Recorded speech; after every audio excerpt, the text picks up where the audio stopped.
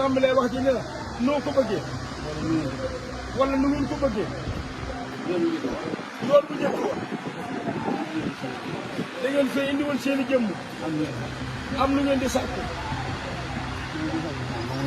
di ngeen koy fee sàkku fi moom nungul na leen ko mayewul de moom daa ñaanoon rek waaye lam ñaan nekk ñim ko ñaanal rafet nañ ci njort tey nag bi ngeen fi ñëwee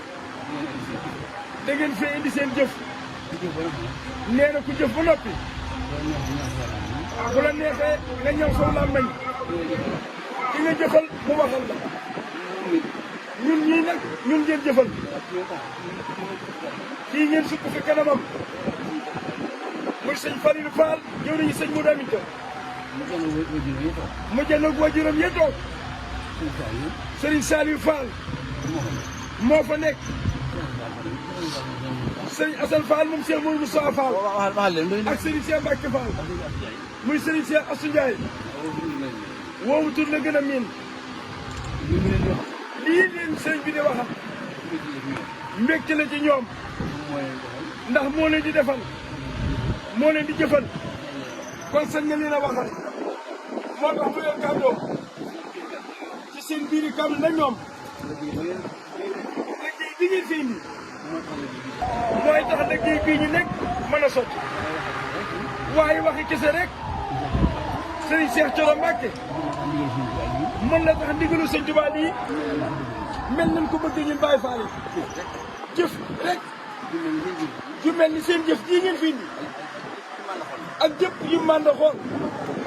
mooy tax liggéey bi mel ni ko borom bëggee kon nee nga yónnee nga xam ni mooy turandoo ñetteel bi l'islam muy Seydina Ousmane Cheikh Moustapha nee na rafet nañ njortu ci ni la muy sàkk moom sëñ Ousmane li mu koy sàkkoo ci moom faw dina ko ci farde nee na ci suñ njortu lu rafet rek nee day ay aji laaj yoo xam ni mooy am ñaan kat day tàllal ay loxoom ñaan yàlla suñ borom lam bëgg lépp nam ko bëggee mel ni da caa gisul dara te fekk na des ko koo defal ci loo xam ni bu du woon loola bu loola agsee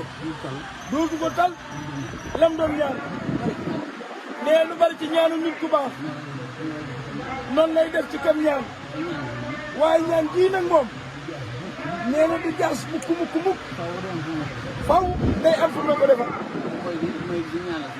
mooy kii sëñ bi di ñaanal Seydina Ousmane Sonko mais xam nga lii mu fi indi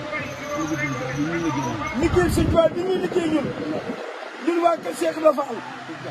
ku ci jàpp ku nekk noo toll ci jàpp ka nga jàpp